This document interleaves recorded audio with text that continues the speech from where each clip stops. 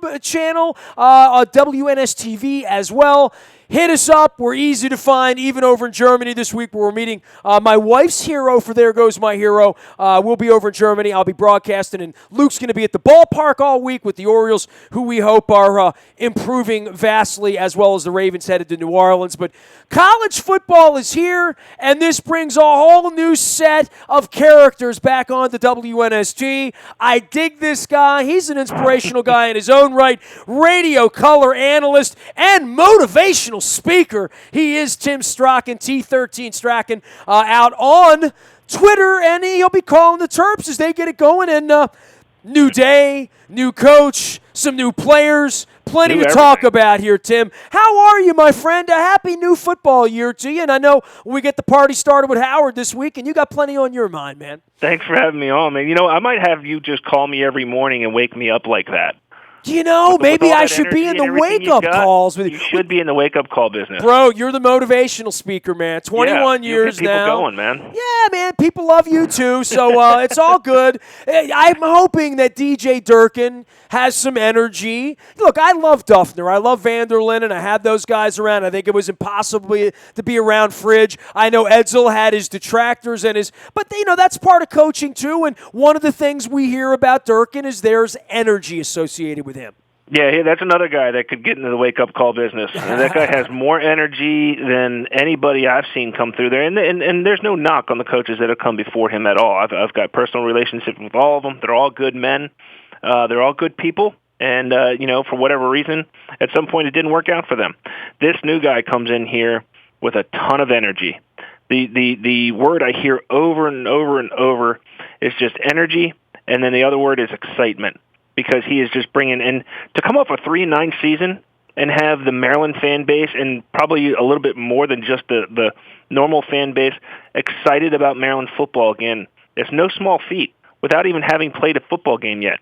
So he's doing some good things out there. He's got Maryland on people's radar, and everybody's kind of interested to see what kind of product he's going to put on the field. All right. Well, I mean, I guess it begins with the players, okay? And we know a large percentage of these players came to play for Edsel and were recruited under that administration. Some thoughts about the holdovers and the pro prospects and who are going to be the best players on this team and what are they doing to fix the offense? That's the question for everyone. Is you need a quarterback. Well, the big picture is there's some talent on this football team. There's no doubt about it. There's some serious Division I talent. It's probably nowhere near as deep as it needs to be a contender in the Big East, the Big Ten East, like an Ohio State or a Michigan State or a Michigan. I mean, they have great talent in all of their starting lineups, plus some of their backups. Maryland just isn't as deep, but they have some guys that are just as good as anybody else in the conference. Guys like Will Likely, who's actually going to go both ways. He's going to be used on offense and on defense. He's going to be used in special packages on defense as what's called a nickel.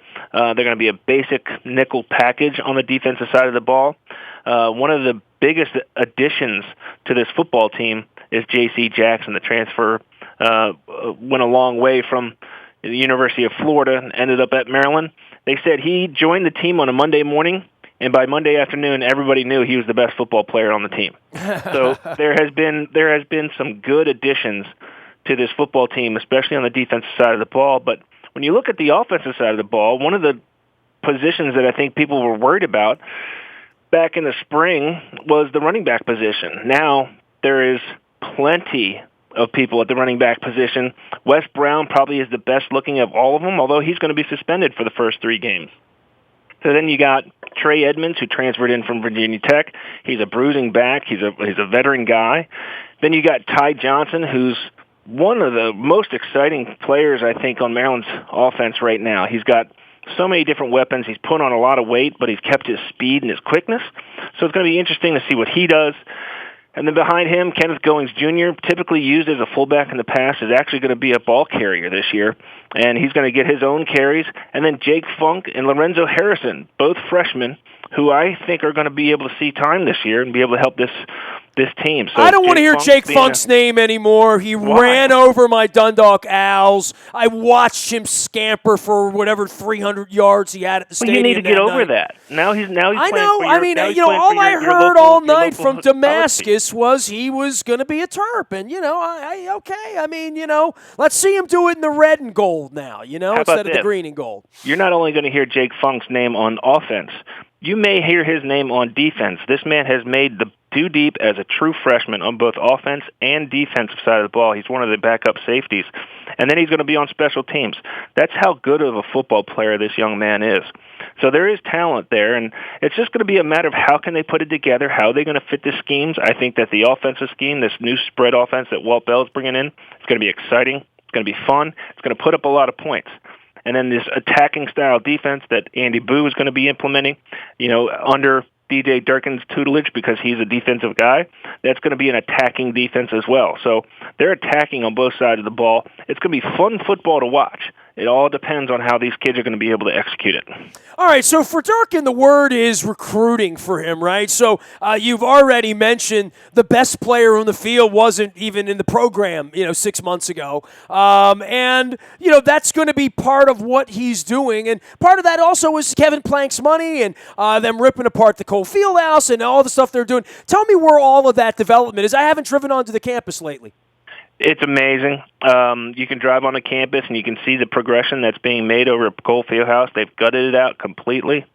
I think heartbreaking, isn't it, to some degree, right? I mean, it's tough to watch, degree. Right? Yeah, absolutely. It's an iconic building, but they're going to use it efficiently. And it's going to be the best facility in the country. There's no bones about it. They're trying to make it better than what Oregon has out in Oregon. And there's no doubt they're going to try to show off. There's no doubt about that, right? Nestor, there is a perfect storm on the rise in College Park. If DJ Durkin can continue the type of recruiting that he's been doing in the short time that he's been here, over the next couple of years, if they can get some success on the field and they can get some of these young kids, these 3-star, 4-star, and even maybe some 5-star players onto the field, in 3 years when that facility is here, the perfect storm is hitting College Park, and they could be a serious contender, and not only just for top talent in the country, but they could be a serious contender in the Big Ten East. He is Tim Strachan. He is the radio color analyst for Maryland football and motivational speaker. You can follow his journey out on Twitter at T13 Strachan. That's STRACHAN. 21 years now on the call, Maryland football. But will they have ugly uniforms this year? That's the question. How many different uniforms are we going to go with this year? Well, I think ugly or pretty is in the eye of the beholder. And it really is, isn't it? I mean, some of them are beautiful, They don't care what you think. They don't care whether you think that they're pretty or not. They care whether the kids think that they're pretty. And actually, I think Maryland's uniforms have been voted by the kids as the best uniforms in the Big Ten. It's going to be exciting. I haven't heard a whole lot of buzz about what it's going to look like, but you better be assured that they're going to come out with some uniforms that are going to catch people's eye whether they like it or not. It's always going to be different, though, too. I mean, it's like watching Oregon. Hey, that's part of college football at this point. Notre Dame, who knows what they're going to be wearing this week, right? I mean, I sort of know the cap's going to have some gold in it, but other than that, it's all a box of chocolates. Look, the quarterback position's been the most analyzed through the program, and I guess going back to the days of the Gelballs and the Reichs and the Esiasons and all the cool stuff that happened. The modern era will be defined by that. Make a case that the quarterback play will not be something we're complaining about by the middle of October.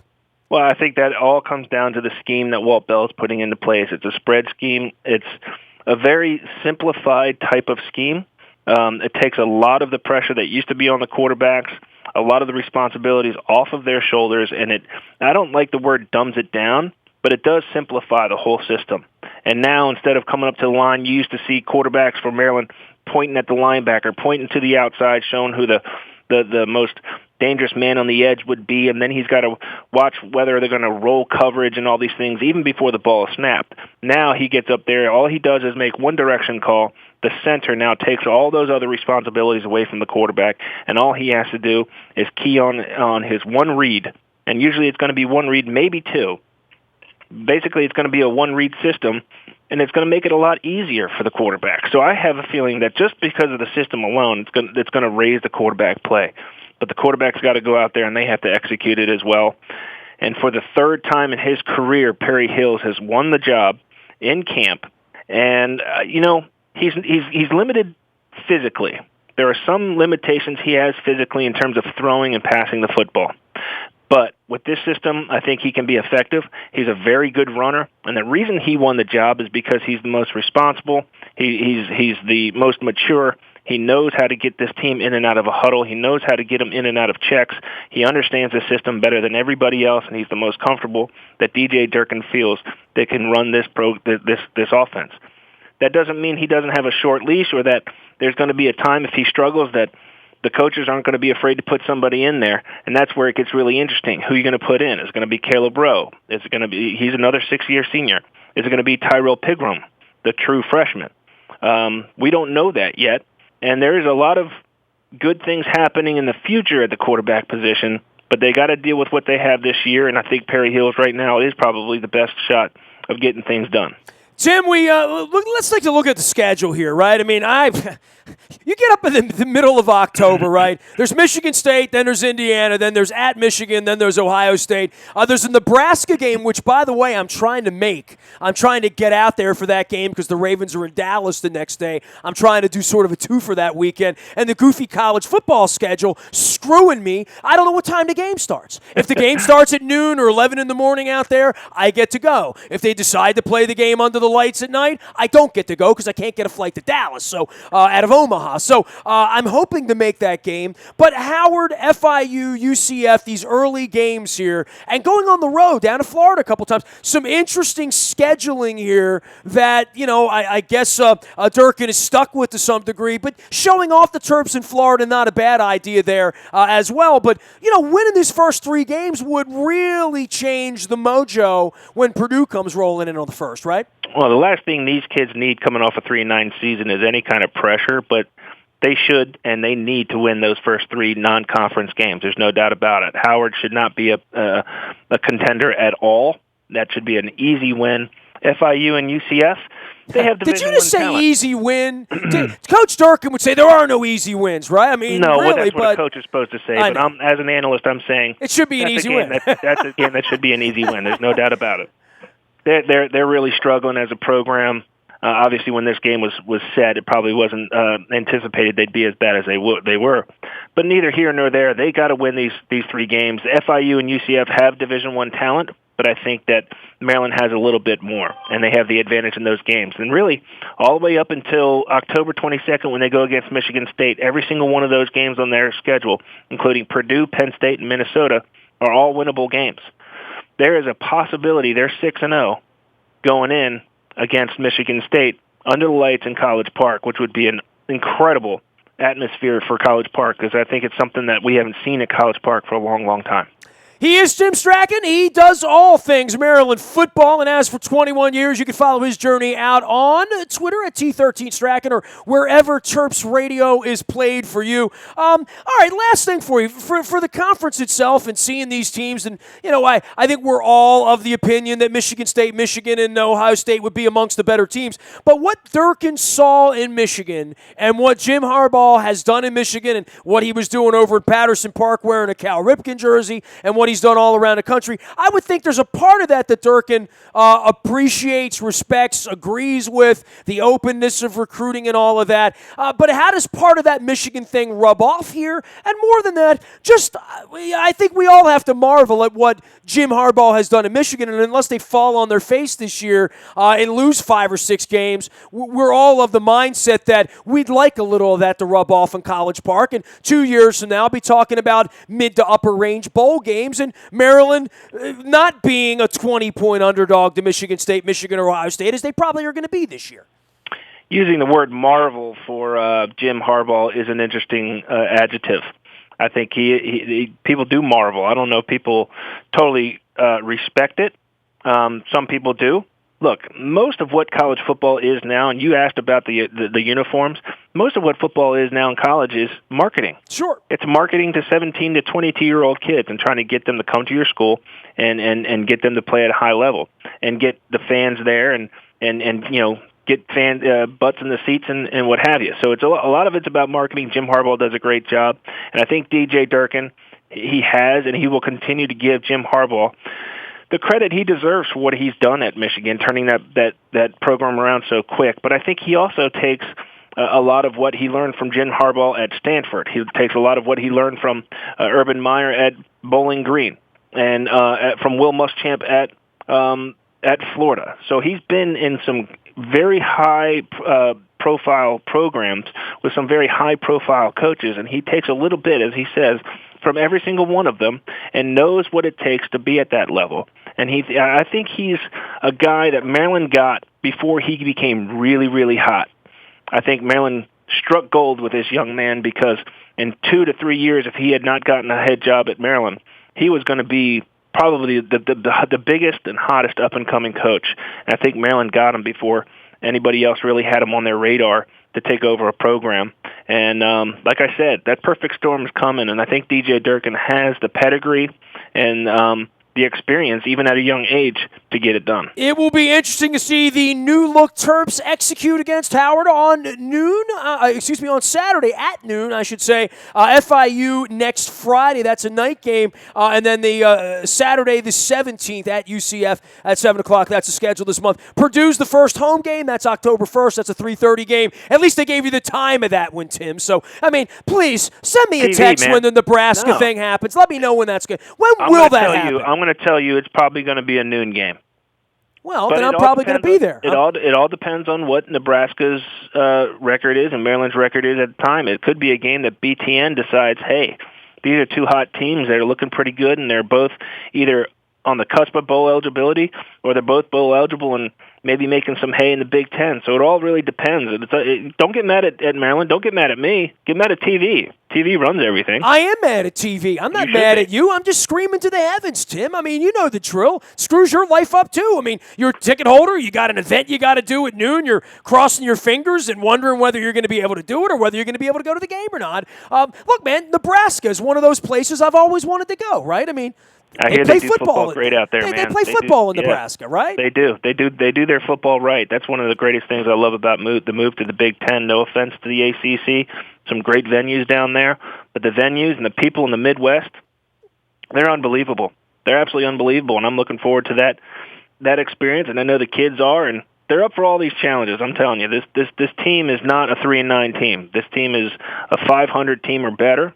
And that, at least on paper, and we'll see what kind of product they put out there on Saturday. And I'll have a much better idea of how much further they can go from 500 after seeing them put it all together in a game-like situation. Keep the faith, Tim. Appreciate your time, man. We'll be checking in with you from time to time here throughout the season. Love having you on and getting your insights into the new era of Terps football down there at College Park. We'll see you at some point further up the road, and hopefully we're talking about a 2-0 or 3-0 Terps team in a few weeks. I think we will be, and I'm looking forward to that wake-up call tomorrow. Anytime, man. Just record my voice. Just hit play or put me on Facebook. Right. I'm there. Trust me. Good having you on. Tim Strachan from the Terps Radio Network. He is T13 Strachan. That's STRACHAN out on Twitter. 21 years now calling Terps football. You can find me out in the Bayou Toyota Audio Vault 24 hours a day from anywhere in the world. As you know, we're headed to Germany this week. You can always email me, nasty@WNST.net. I will be watching the Orioles, the Terps, getting ready for the Ravens. And, of course, Luke will be tweeting and opining all week on our social media as well. And he's Baltimore Luke out on Twitter. The morning newspaper comes your way at 7 a.m. each and every morning to your email inbox free of charge. It's powered up by Planet Fitness and PlanetFitness.com. Still $10 a month to get in the best shape of your life. Also, anything you miss here, the Bayou Toyota Audio Vault goes to Germany, to College Park, to Howard University, wherever you are. You can get it. It's one click at WNST.net. Download anything. Listen when you want, where you want, how you want. It's the Bayou Toyota Audio Vault there for you. We are WNST.net, AM 1570, and WNST Towson, Baltimore. And we never stop talking Baltimore sports.